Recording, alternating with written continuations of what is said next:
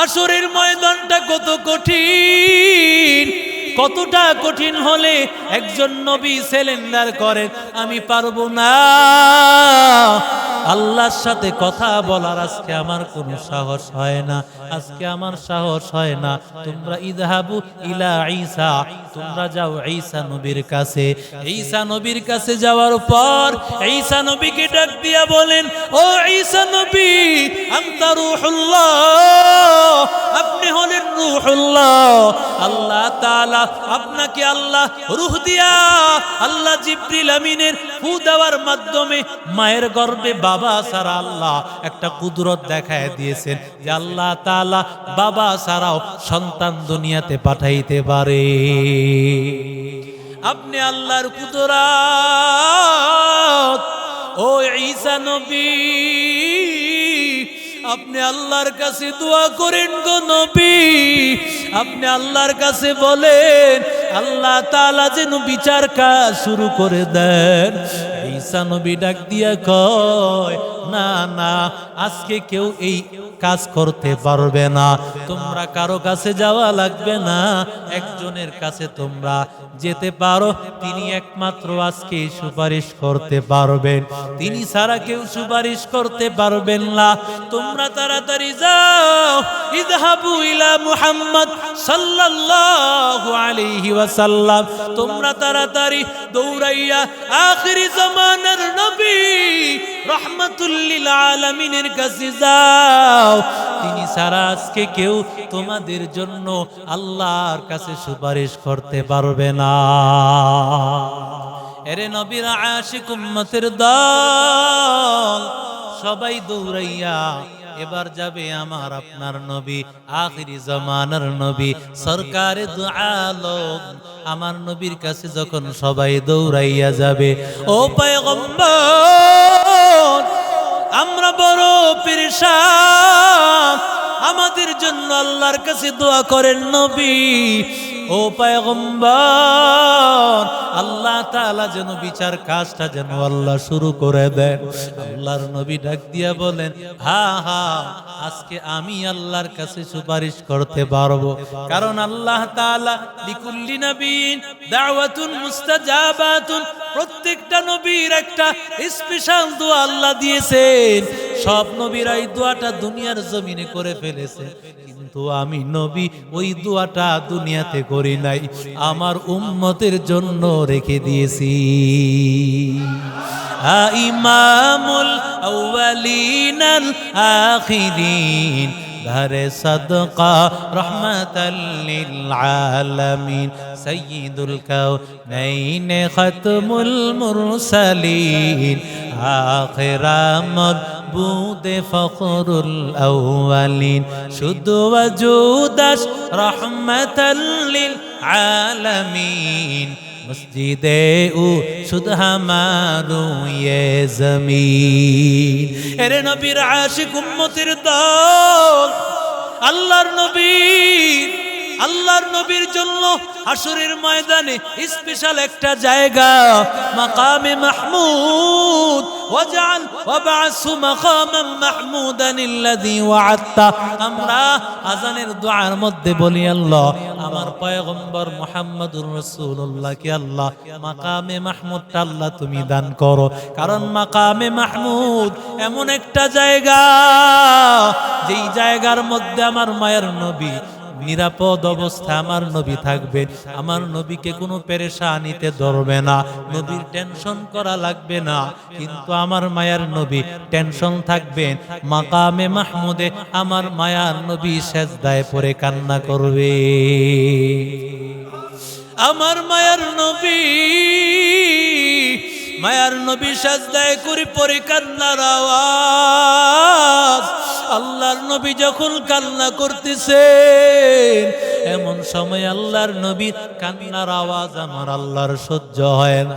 আল্লাহ জিবরাইল আমিনকে ডাক দিয়া বলেন, ও জিবরাইল তাড়াতাড়ি যাও, ও জিবরাইল তাড়াতাড়ি যাও, আল্লাহর নবীর কাছে যাও, দাই গিয়া দেখো কেন আমার পয়গম্বর, কেন আমার হাবিব কাল্লা করে।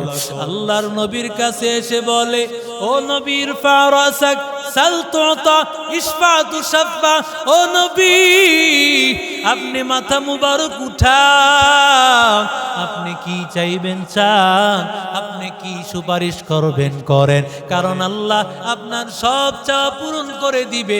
আপনার সুপারিশ করতে দেরি, আল্লাহ সুপারিশ কবুল করতে দেরি হবে না। আল্লাহর নবী মাথা মুবারক উঠায় বলবেন, ও মালিক, আয় আল্লাহ আমার উম্মতকে মাফ করে দাও। আল্লাহ ডাক দিয়া বলবেন, ও নবী আপনার উম্মত, আপনার উম্মতের 3 ভাগের 1 ভাগ আমি আল্লাহ বিনা হিসাবে আমি আল্লাহ জান্নাত দিয়া দিলাম। আমার মায়ার নবী মাথা মুবারক উঠান না, আমার মায়ার নবী আরো সেজদায় পড়ে কান্না করতেছেন। আল্লাহর নবীর এই কান্না দেখিয়া আবার আল্লাহর নবীর কাছে জিব্রাইল আমিনকে পাঠাইছেন, ও জিব্রাইল আমিন তাড়াতাড়ি যাও, আমার নবীকে গিয়া বলো আমার নবীর কান্না আমার সহ্য হয় না, আমার নবীকে গিয়া বলো মাথা মুবারক উঠান, কি চাইবেন চান। নবীর কাছে আবার গিয়া বলল, ইরফা রাসাক সাল তুতা ওয়াশফা তুশফা, মাথা উঠান, আল্লাহ সহ্য করতে পারেন না, আপনার কান্না আল্লাহর সহ্য হয় না। নবী বলেন, আল্লাহুম্মা উম্মতি, আল্লাহুম্মা উম্মতি, আয় আল্লাহ আমার উম্মতকে মাফ করে দাও, আয় আল্লাহ আমার উম্মতকে মাফ করে দাও। আল্লাহ বলেন, আপনার উম্মত অর্ধেক উম্মতকে আমি আল্লাহ বিনা হিসাবে জান্নাত দিয়া দিলাম। নবী আপনি আজকে আমাদের বড় বিপদ, আল্লাহর কাছে একটু বলেন গো নবী, আল্লাহ যেন বিচার কার্যটা শুরু করে দেয়। নূহ নবী ডাক দিয়া বলেন, ও আল্লাহর বান্দা, আল্লাহ তাআলা দুনিয়ার জমিনে আল্লাহ প্রত্যেকটা নবীকে আল্লাহ একটা স্পেশাল একটা দোয়া আল্লাহ দিয়েছেন। ওই দোয়াটা বান্দা করবে, যেই নবীরাই করবে আল্লাহর সাথে সাথে কবুল করে ফেলবে। সমস্ত নবীকে আল্লাহ দিয়েছে, আল্লাহ আমাকেও সেই দোয়া দিয়েছিল, দাউতু আলা কওমি, কিন্তু দোয়াটা আমি উম্মতের পক্ষে করি নাই, উম্মতের বিরুদ্ধে করেছি। আমি আল্লাহকে বলেছি, দাউতু কওমি লাইলা ওয়া নাহারা ফালাম ইয়াজিদুহুম দুআই ইল্লা ফিরারা ওয়া ইন্নী কুল্লামা দাউতুহুম লিতাগফিরা লাহুম জাআলু আসাবি'আহুম ফি আযানিহিম واستغشوا ثيابهم وأصروا واستكبروا استكبارا।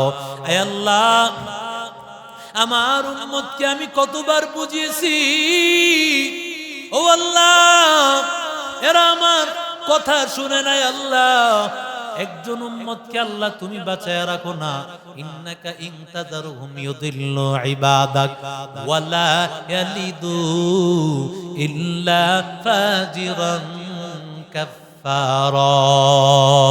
হে আল্লাহ যদি তুমি বাঁচায় রাখো, এদের সন্তানেও নাফরমানি করবে। নূহ নবী একবার নিরাশ হইয়া তিনি চিন্তা করতেছিলেন, 950 বছর দাওয়াত দিয়েছে, হয়তো বা বড় বড় মানুষেরা মানে না, আমার দাওয়াতে মাত্র 80 জন মুসলমান সর্বোচ্চ বর্ণনা অনুযায়ী, ছোট বাচ্চারা হয়তো পরবর্তীতে আমার কথা মানবে। হঠাৎ নূহ পয়গম্বর একবার রাস্তা দিয়ে যাইতেছেন, নূহ নবী তাকায়া দেখতেছেন এক আল্লাহর বান্দা মুরব্বি, তার কাঁধের মধ্যে এক বাচ্চা। ওই ছোট বাচ্চা নূহ নবীকে দেখিয়া বলে, ও বাবা আমার একটু নামাও। নূহ নবী যাইতেছে, একটা পাথর আমার হাতে দাও, এই পাথর দিয়ে আমি নূহ নবীকে একটা আঘাত করিয়া যাই। একটু চিন্তা করো বান্দা, ওই নূহ নবী নবীর উম্মতেরা তাদের বাচ্চাদের মধ্যেও নবীর প্রতি কেমন বিদ্বেষ জন্ম নিয়েছে। একটু চিন্তা কর, বর্তমানে কত মানুষেরা আলেমদেরকে দেখতে নিজেরাও পায় না, সন্তানদেরকেও বোঝায় আলেমরা মোল্লারা এদেশে জঙ্গিবাদী উগ্রবাদী, এদের দিয়া কাজ হবে না। এই ধরনের কাজ আজকে থেকে নয়, নূহ নবীর জামানা থেকে। ঠিক কিনা বলো? এরা হলো নূহ নবীর জামানা থেকে। এরে নবীর আশিক উম্মতের দল। নূহ নবী বলবেন, আমি আল্লাহর দেওয়া দোয়াটা আমি উম্মতের জন্য দোয়া করি নাই, বরং বদদোয়া করে ফেলেছি। দোয়াটা আমি কাজে লাগায় ফেলেছি বদদোয়ার মাধ্যমে। আর আমার সুযোগ নাই। ইযহাবু ইলা ইব্রাহিম খলিলুল্লাহ, তোমরা যাও আল্লাহর খলিল, আল্লাহর বন্ধু ইব্রাহিম নবীর কাছে যাও। ইব্রাহিম নবীর কাছে যাও, তিনি হয়তো কিছু করতে পারবেন। সবাই দৌড়াইয়া ইব্রাহিম নবীর কাছে গেলেন। ওই ইব্রাহিম নবী, আপনি হলেন আল্লাহর খলিল, আনতা খলিলুল্লাহি ফিল আরদ, আপনি আল্লাহ তাআলার মনোনীত খলিল। আল্লাহ আপনাকে বন্ধু বানিয়েছেন। আল্লাহ তাআলা আপনার সম্মান আর ইজ্জত আল্লাহ এত বাড়ায় দিয়েছে। রে আল্লাহর বান্দারা, ও ইব্রাহিম নবী, আজকে আমাদের এত বড় বিপদ, আমাদের জন্য আল্লাহর কাছে একটু সুপারিশ করেন, যেন বিচার কার্যটা শুরু হয়ে যায়। ইব্রাহিম নবী ডাক দিয়া বলে, আল্লাহ যদিও আমারে খলিলুল্লাহ বানাইছে, তবে দুনিয়ার জমিনে তিনটা মিথ্যা কথা আমি বলেছি। নবীদের দ্বারা সগীরা কবিরা কোনো গুনাহ কল্পনা করা যায় না। তিনটা গুনাহ নবী, তিনি নবী হিসাবে মনে করতেছেন গুনাহ, কিন্তু আসলে এগুলো একটাও গুনাহ না। এরপরও দেখেন কেমন ভয়, কেমন ভয়, কেমন ভয়। সকাল থেকে নিয়ে রাত পর্যন্ত টাটকা কবিরা গুনাহে লিপ্ত আছি। কতটা করতেছি তার কোনো হিসাব নাই। এরপরও যখন বিপদে পড়ি, হুজুর আমার একের লিগে আল্লাহ বিপদে হালাইবে, আমি বুঝি না। আমি সারাদিন কোনো অন্যায় করছি বলে আমার মনে হয় না, অথচ তার মুখে দাড়ি নাই, মুখে কি নাই। আমি বললাম, ভাই নামাজ পড়ছেন নি আজকে? না হুজুর, নামাজ তো পড়ি না। উনি আজকে সারাদিন নামাজই বললেন না, মুখে সুন্নতি দাড়ি নাই, উনি তালাশ করে পান না ওনার অপরাধটা কি। কথা কন না কেন? আমি তালাশ করেই পাই না আমার অপরাধ কি। অথচ ইব্রাহিম নবী দেখেন, ইব্রাহিম নবী তিনটা অপরাধ করেছেন। ইব্রাহিম নবীর এগুলো অপরাধ না, তারপরও তিনি মনে করতেছেন অপরাধ। ইব্রাহিম নবী ডাক দিয়ে বলেন, আমি আল্লাহ তাআলার কাছে এক নম্বর অপরাধ আমি নিজেকে অপরাধী মনে করতেছি। কি অপরাধ? ইব্রাহিম নবী বলেন, আমাকে আমার উম্মতেরা বলেছিল, আমার এলাকার লোকেরা বলেছিল, ইব্রাহিম আমাদের সাথে চলো, মেলার মধ্যে যেতে হবে, চলো। ইব্রাহিম নবী বলেন, ইন্নী সাকিম, আমি অসুস্থ। অসুস্থ তো আমি ছিলাম না। আসলে ইব্রাহিম নবী অসুস্থ কেন বলেছেন? কারণ ইব্রাহিম নবী তার সেখানে গেলে তার ইমানের অসুস্থতা হয়ে যাবে, এই জন্য তিনি বলেছেন আমি অসুস্থ, আমার কলবটা অসুস্থ, এই জন্য আমি সেখানে যেতে চাই না। এরে নবীর আশিক উম্মতির দল, ইব্রাহিম নবী বলেন, এক নম্বর অপরাধ, এই অপরাধের জন্য আমি ভয় করতেছি। আমি যে বললাম অসুস্থ, আসলে তো আমি অসুস্থ ছিলাম না। দুই নম্বর অপরাধ, আমার উম্মত সেখানে যাওয়ার উপর আমি নিজের হাতে সব মূর্তিগুলো নিজের হাতে ভাঙ্গা বড় মূর্তিটার গলার মধ্যে আমি কুড়াল ঝুলাইয়া দিছি। فجعلهم جذاذا إلا كبيرا لهم لعلهم إليه يرجعون।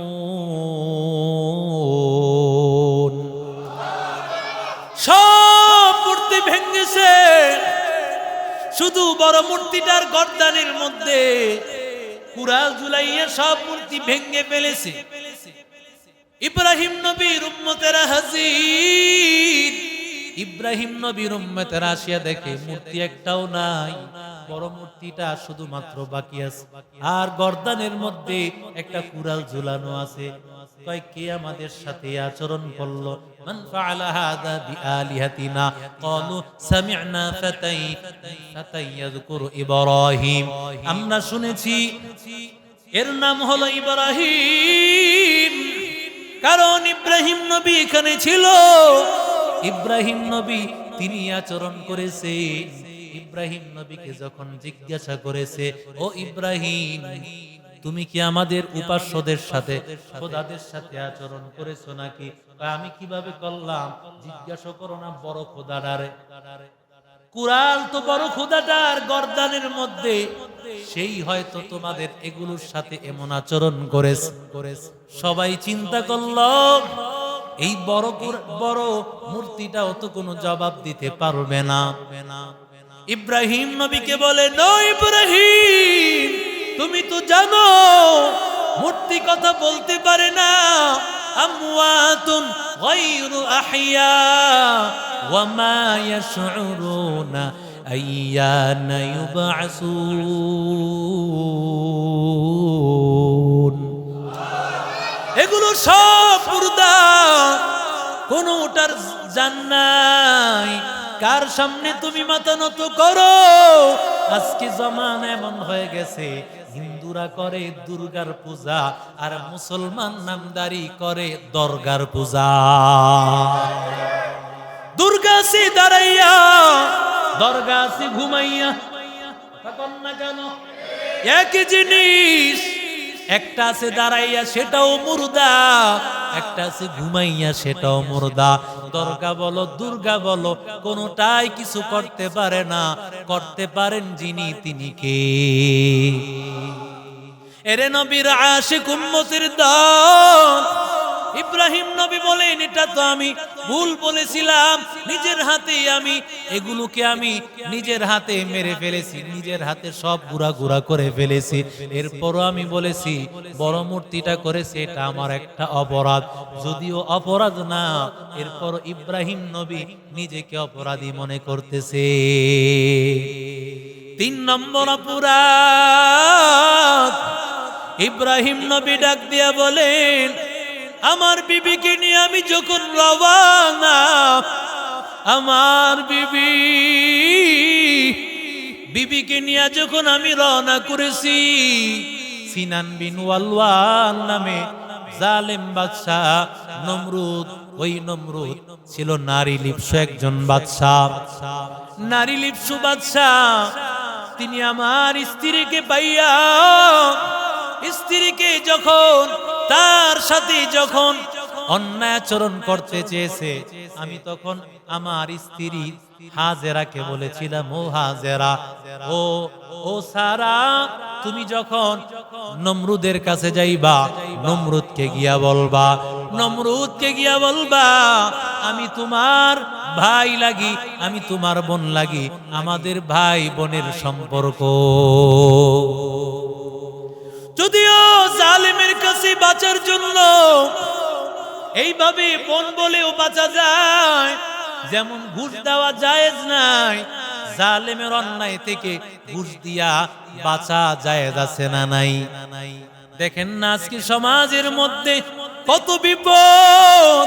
ঘুষ দিলে শাস্তি মাফ হয়ে যাইতো, আর ঘুষ না দিলে বছরের পর বছর জেলের মধ্যে পচতে হতো। কথা কোন ঠিক কিনা? আবার যদি প্রশাসনের কেউ এমন কাজ করতে চায়, আমরা সবাই মিলে তাদেরকে দাঁত ভাঙ্গা জবাব দিব। আমাদের এই দেশটা দ্বিতীয়বার স্বাধীন হয়েছে হাজারো সন্তানের বুকের তাজা রক্তের বিনিময়। সুতরাং এই দেশের মধ্যে সুদ ঘুষার অন্যায় বিচার হতে দিব না। ঠিক কিনা বলো?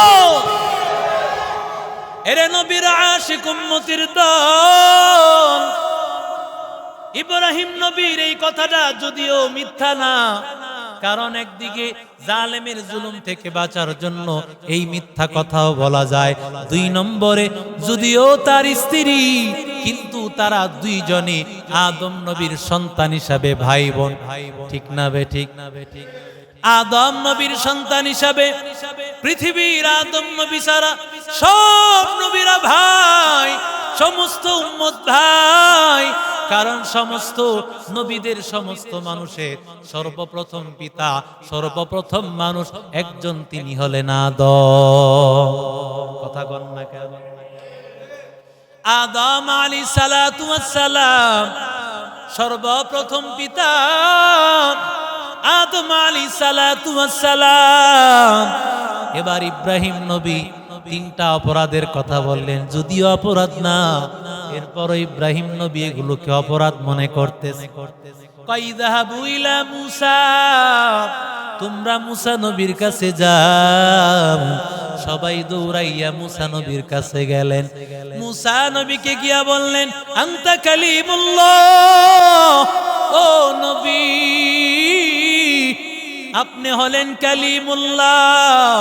আল্লাহর সাথে কথা বলার ক্ষমতা আল্লাহ আপনাকে দান করেছেন, আল্লাহর সাথে কথা বলার যোগ্যতা আল্লাহ আপনাকে দিয়েছেন।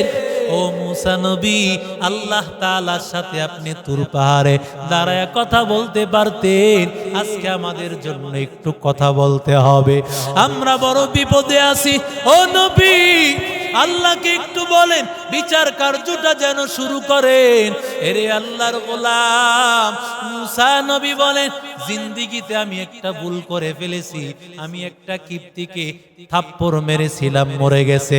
ফাওয়াকাযাহু মুসা ফাকাদা আলাইহি, মুসা নবী থাপ্পড় দিয়েছিলেন ইচ্ছাকৃতভাবে মারার জন্য না, শাসন করার জন্য।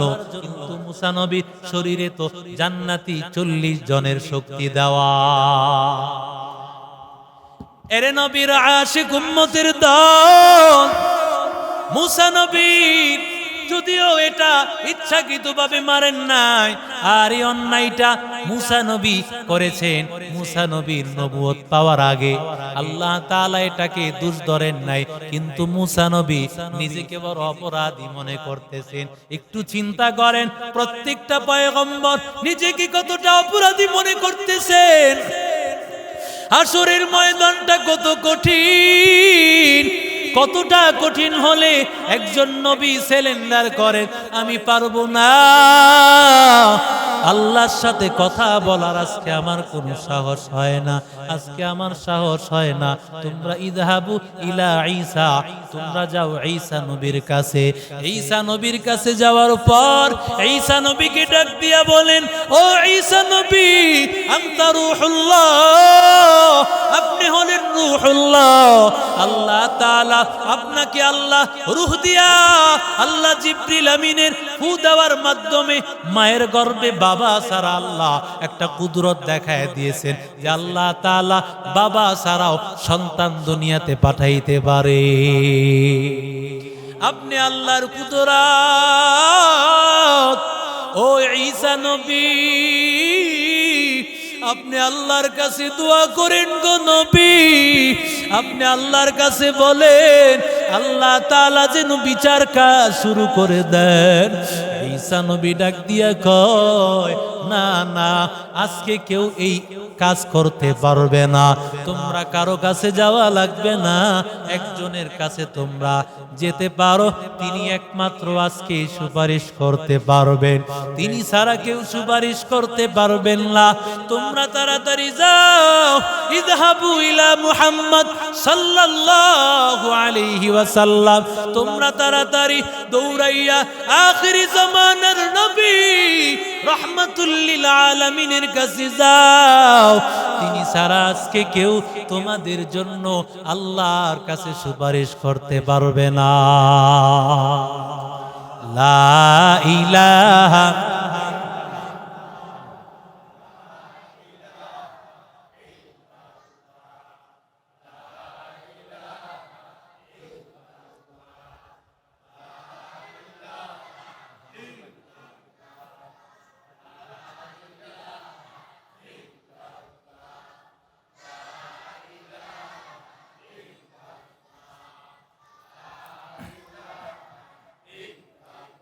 লা ইলাহা ইল্লাল্লাহু মুহাম্মাদুর রাসূলুল্লাহ সাল্লাল্লাহু আলাইহি ওয়াসাল্লাম।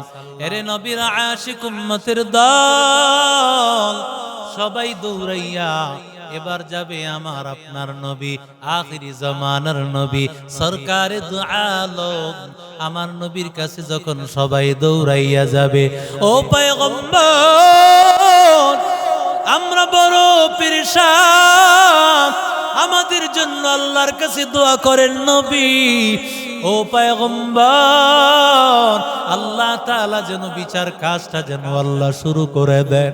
আল্লাহর নবী ডাক দিয়া বলেন, হ্যাঁ হ্যাঁ আজকে আমি আল্লাহর কাছে সুপারিশ করতে পারবো, কারণ আল্লাহ তাআলা লিকুল্লি নবিয়্যিন দাওয়াতুন মুস্তাজাবাতুন, প্রত্যেকটা নবীর একটা স্পেশাল দোয়া আল্লাহ দিয়েছেন। সব নবীরা এই দোয়াটা দুনিয়ার জমিনে করে ফেলেছে, কিন্তু আমি নবী ওই দোয়াটা দুনিয়াতে করি নাই, আমার উম্মতের জন্য রেখে দিয়েছি।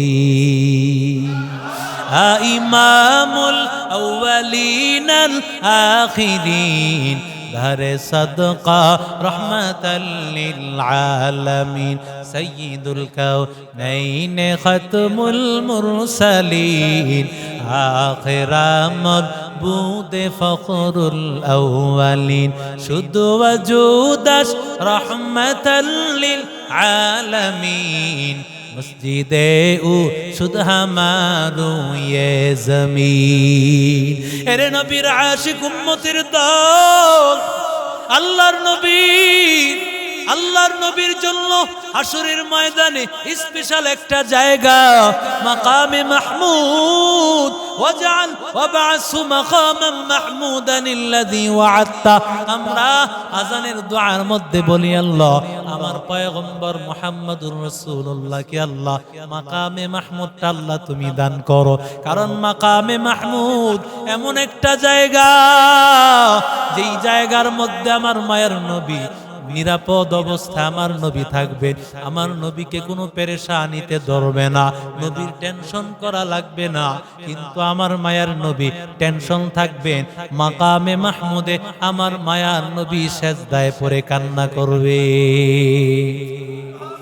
আমার মায়ার নবী সেজদায় করে পড়ে কান্নার আওয়াজ। আল্লাহর নবী যখন কান্না করতেছেন, এমন সময় আল্লাহর নবীর কান্নার আওয়াজ আমার আল্লাহর সহ্য হয় না।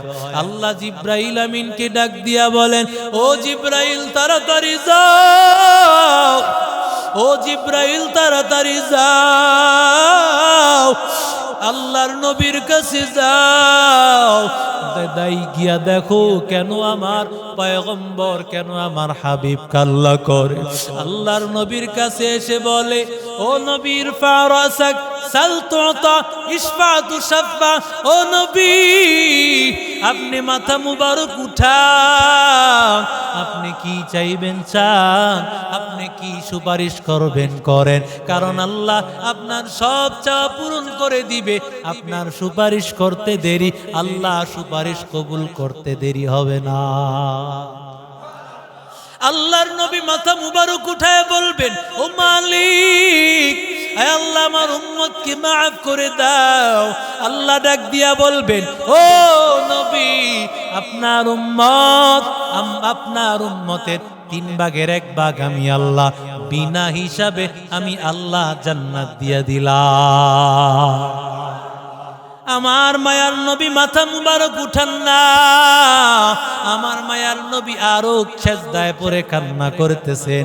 আল্লাহর নবীর এই কান্না দেখিয়া আবার আল্লাহর নবীর কাছে জিব্রাইল আমিনকে পাঠাইছেন, ও জিব্রাইল আমিন তাড়াতাড়ি যাও, আমার নবীকে গিয়া বলো আমার নবীর কান্না আমার সহ্য হয় না, আমার নবীকে গিয়া বলো মাথা মুবারক উঠান, কি চাইবেন চান। নবীর কাছে আবার গিয়া বলল, ইরফা রাসাক সাল তুতা ওয়াশফা তুশফা, মাথা উঠান, আল্লাহ সহ্য করতে পারেন না, আপনার কান্না আল্লাহর সহ্য হয় না। নবী বলেন, আল্লাহুম্মা উম্মতি, আল্লাহুম্মা উম্মতি, আয় আল্লাহ আমার উম্মতকে মাফ করে দাও, আয় আল্লাহ আমার উম্মতকে মাফ করে দাও। আল্লাহ বলেন আপনার উম্মত অর্ধেক উম্মতকে আমি আল্লাহ বিনা হিসাবে জান্নাত দিয়া দিলাম। আমার মায়ার নবী সেজদা থেকে আবার সেজদা পড়ে গেলেন। আল্লাহর নবী বলেন ওয়ালা সাউফা ইউতিকা রাব্বুকা ফাতারদা। আল্লাহ বলেছেন, আল্লাহ ও নবী আমি আপনাকে দিতেই থাকবো, দিতেই থাকবো যতক্ষণ না আপনি সন্তুষ্ট না হবেন। আল্লাহ তাআলা আমি এমনিতে সন্তুষ্ট হব না, আমার একটা উম্মত জাহান্নামে থাকবে, আমি পয়গম্বর সন্তুষ্ট হব না। আল্লাহর নবী আবার সেজদায় পড়ে কান্নার আওয়াজ। আল্লাহ তাআলা ডাক দিয়া বলবেন, ও নবী কি চান বলেন? আল্লাহর নবী বলেন, ও আল্লাহ আমাকে সুপারিশ করার অর্ডার দেন, আমাকে সুপারিশ করার অনুমতি দেন, আমি আমার গুনাহগার উম্মতের জন্য সুপারিশ করব। আল্লাহ নবীকে সুপারিশ করার অর্ডার দিবেন আমার নবী রাহমাতুল লিল আলামিন। আল্লাহর নবী বলেন গুররাম মুহাজ্জালিন, কোন বান্দার ওযু করবে, ওযুর স্থানগুলো চমচমকাইতে থাকবে। পয়গম্বর বলবেন আমি আমার উম্মতকে ওযুর স্থানের চিহ্নগুলো চমকাইতে দেখে আমি চিনব, এরা আমার উম্মত, এদেরকে দেখিয়া দেখিয়া সুপারিশ করে জান্নাতে নিয়ে যাব। আল্লাহর নবী জান্নাতে নিতেই থাকবেন, নিতে নিতে এমন অবস্থা হবে পয়গম্বর আর দেখতে পাবেন না। এমন সময় আল্লাহ তাআলা ডাক দিয়া বলেন, ও পয়গম্বর আরো কিছু আল্লাহর বান্দা এমন যেই বান্দাগুলোর ঈমান বড় দুর্বল, ঈমানের বাতি একেবারে নিবু নিবু জ্বলতেছে, আপনি আপনার চোখ দিয়া দেখেন না,